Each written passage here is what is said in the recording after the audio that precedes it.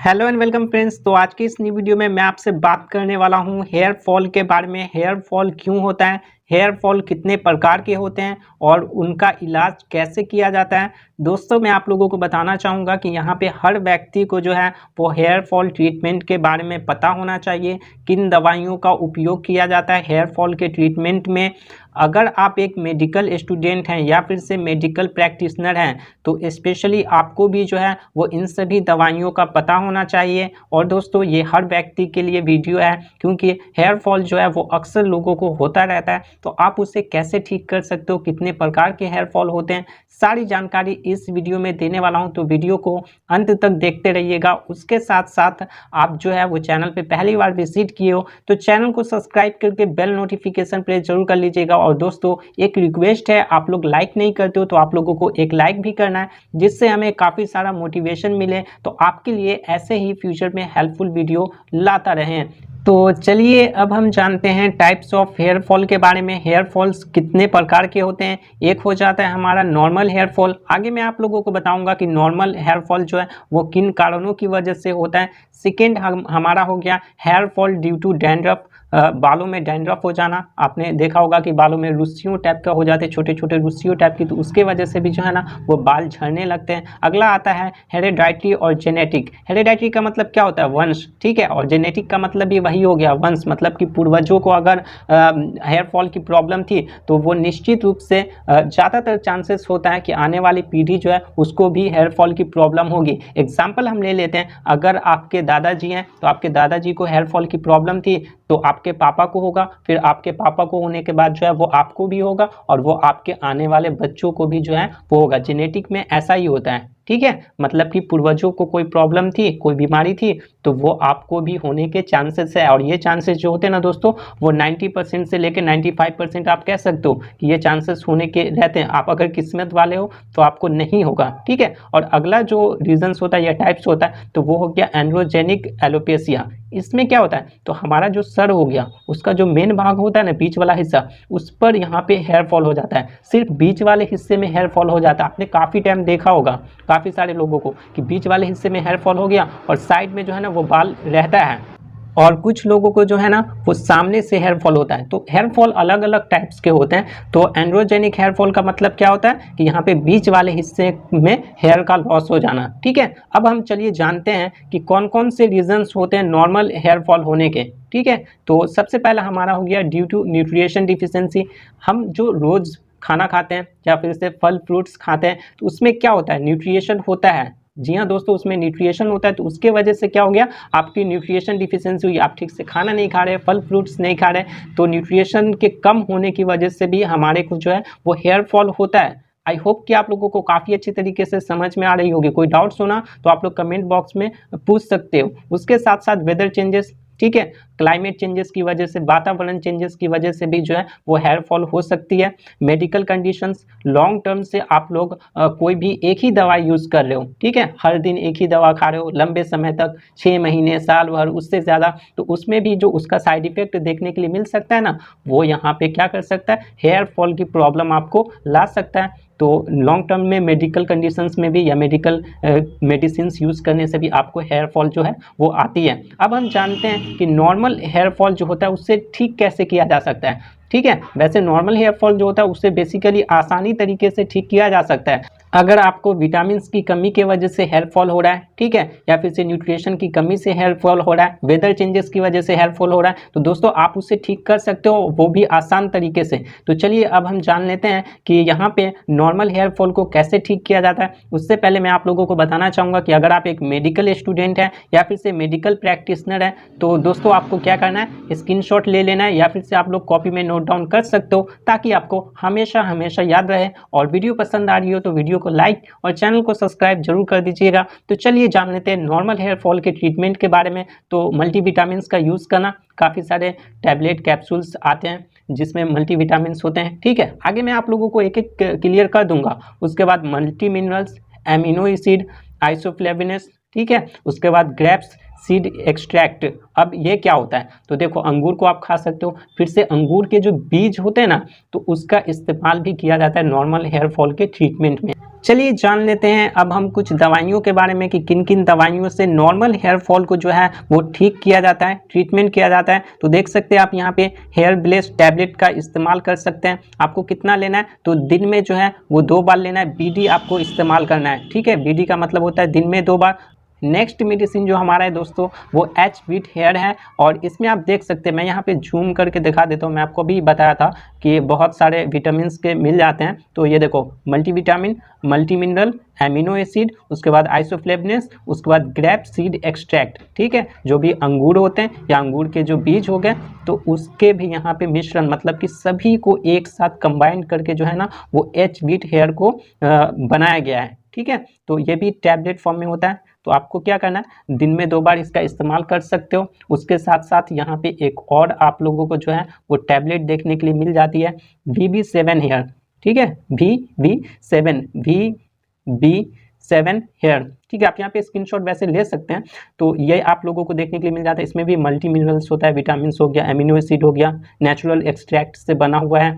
तो ये of course normal hair के ट्रीटमेंट में काफ़ी फायदेमंद होता है। तो ये सभी टैबलेट का आप इस्तेमाल जो है वो कर सकते हैं।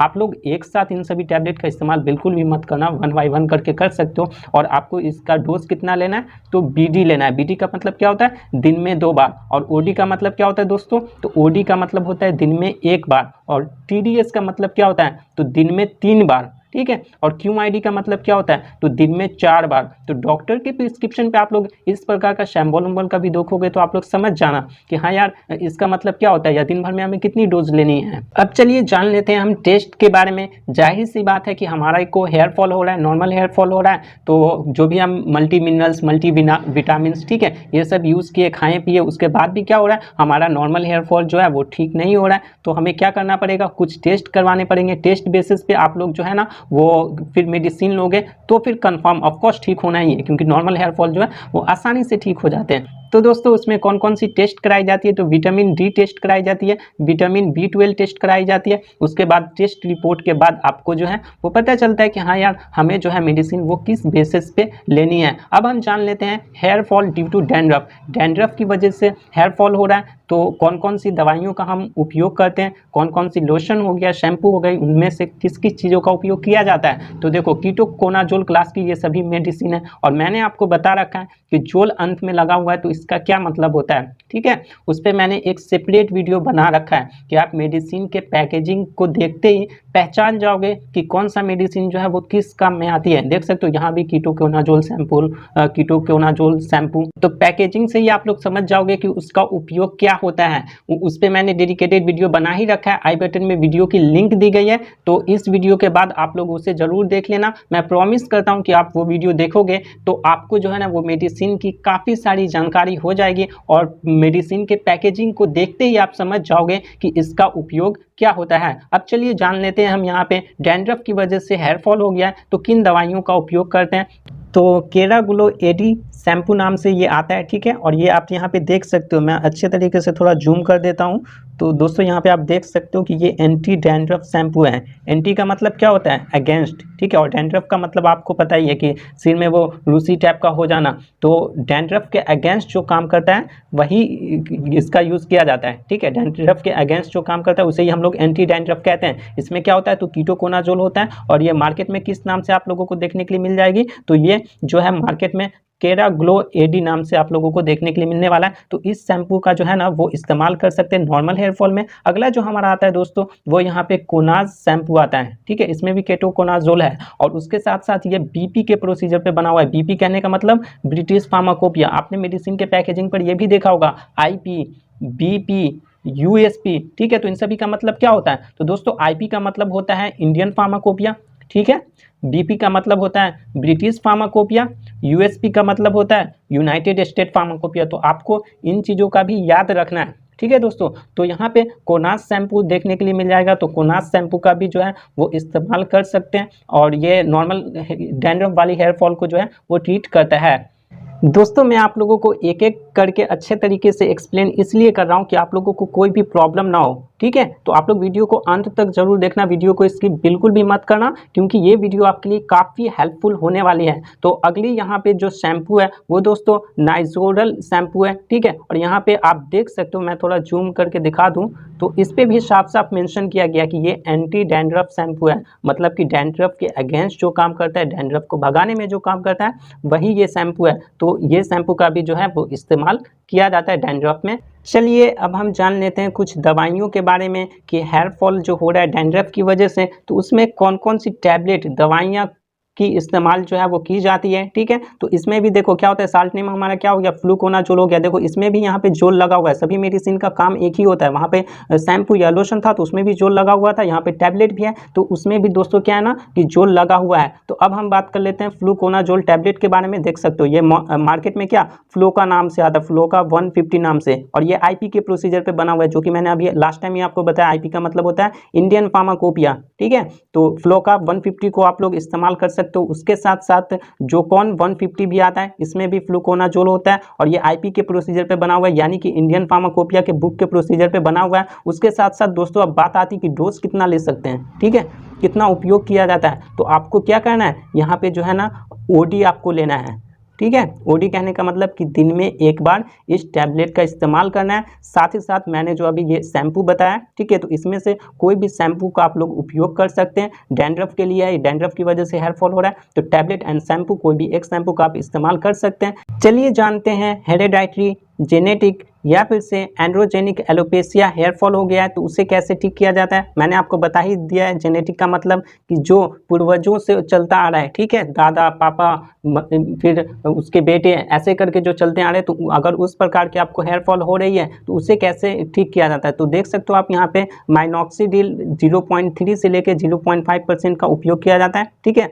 और ये USP के प्रोसीजर पे बना हुआ है, यानी कि यूनाइटेड स्टेट फार्माकोपिया के बुक के प्रोसीजर पे ये जो है वो बना हुआ है। ये एक ट्रॉपिकल सॉल्यूशन होता है और इसका इस्तेमाल जो है वो हम कर सकते हैं हेयर फॉल के ट्रीटमेंट में, ठीक है। उसके बाद हो गया ट्यूगेन का भी इस्तेमाल किया जाता है। आप यहाँ पे देख सकते हो, मैं 1 मिनट आपको जूम करके दिखा देता हूँ कि यहाँ पे इस पर भी मेंशन किया गया है कि हेयर ग्रेन, ठीक है, hair gain treatment with HLK advantage, ठीक है। तो इसमें क्या होता है ना कि ये आपको ड्रॉप फॉर्म में देखने के लिए मिल जाएगा, और जहाँ पे आपका हेयर जो है रिमूव हो रहा है या फॉल हो रहा है, ठीक है, झड़ रहा है, तो उसमें जो है आपको डालना है ड्रॉप से, ठीक है। स्प्रे भी आती है इसकी, तो स्प्रे करके स्प्रे भी यूज़ कर सकते हैं। और ये मार्केट में किस नाम से आता है, तो ट्यूगेन सॉल्यूशन के नाम से आता है, और ये सिप्ला ब्रांड नेम की है। और आपको पता है कि सिप्ला ब्रांड नेम काफ़ी पॉपुलर है, तो हेयर ग्रेन करने में इसका उपयोग किया जाता है। जो कि आपको जेनेटिक प्रॉब्लम भी है तो उसमें आप इसका उपयोग कर सकते हैं। उसके साथ साथ यहाँ पे माइनॉक्सीडिल टॉपिकल सॉल्यूशन USP, ठीक है, USP के प्रोसीजर पे बना हुआ है। 5% है ये, 5% वेट बाई वी मतलब कि WB का मतलब क्या हो गया, weight by volume.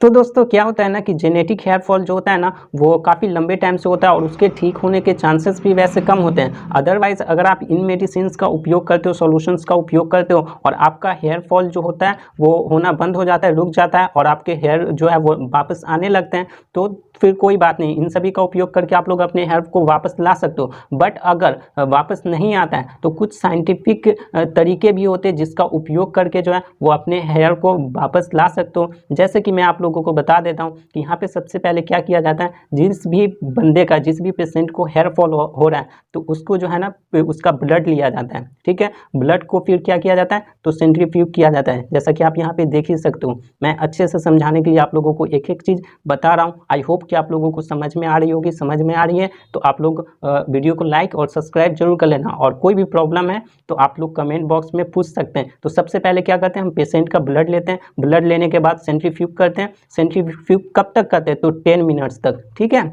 Step second में है ये। 10 मिनट तक सेंट्रीफ्यूगेशन होने के बाद उससे क्या करते हैं, एक सिरिंज में डालते हैं, और सिरिंज में डालने के बाद कुछ इस प्रकार से हम लोग यहाँ पे चेक करते हैं उसका blood cells, plasma level. Step third में हम क्या करते हैं कि सेंट्रीफ्यूगेशन होने के बाद हम सिरिंज में उसे लेते हैं। सिरिंज में लेने के बाद आपको जहाँ पर भी हेयर फॉल हो रहा है, आपके सर के किसी भी भाग में, किसी भी हिस्से में हेयर फॉल हो रहा है, तो वहाँ पे ड्रॉप वाइज नीडल के थ्रू, ठीक है, नीडल की मदद से ड्रॉप वाइज जो है वो डालते हैं। देन फिर ऐसे ही कुछ दिनों तक ये प्रोसीजर करने के बाद आपका जो हेयर है वो नॉर्मल हो जाता है, मतलब कि वापस आ जाता है, जैसा कि आप यहाँ पे देख सकते हो। आई होप कि आप लोगों को सारी चीज़ जो है वो अच्छे तरीके से समझ में आया हो। मैंने जेनेटिक तरीके से भी बता दिया कि जेनेटिक अगर हेयर फॉल हो रहा है तो उसे कैसे ठीक करना है, उसके बाद डैंड्रफ की वजह से हेयर फॉल हो रहा है तो उसे कैसे ठीक करना है, उसके साथ साथ नॉर्मल हेयर फॉल हो रहा है तो नॉर्मल हेयर फॉल को कैसे ठीक किया जाता है, एक एक जो है वो मैंने अच्छे तरीके से आपको समझा दिया। आई होप कि आप लोगों को सारे कुछ अच्छे तरीके से समझ में आ गई हो, और अच्छे तरीके से समझ में आई हो तो दोस्तों आपको क्या करना है, लाइक और सब्सक्राइब जरूर से कर लेना है। और मेडिकल स्टूडेंट हैं आप लोग तो आप लोगों को क्या करना है कि